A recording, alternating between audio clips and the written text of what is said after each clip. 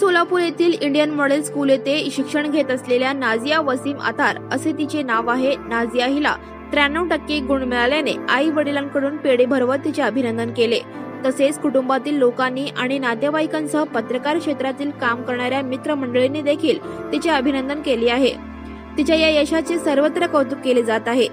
Indian model school मधील विद्यार्थिनी राजकुमार आणि पद्मिनी सारोळे यांची कन्या सई सारोळे हिने 10वीच्या परीक्षेत 96.60% गुण घेऊन यश संपादन केले। इंडियन मॉडेल स्कूलचा 10वीचा निकाल 100% लागला आहे। यात 90%च्या वर गुण असलेले 82 विद्यार्थी आहेत, तर 90%च्या आसपास गुण असलेले 80 विद्यार्थी आहेत। हर्षदा कामती हिने 99.60% गुण घेऊन स्कूलमध्ये प्रथम येण्याचा मान मिळवला आहे। सई सारोळे हिने क्लास न लावता यश संपादन केले आहे।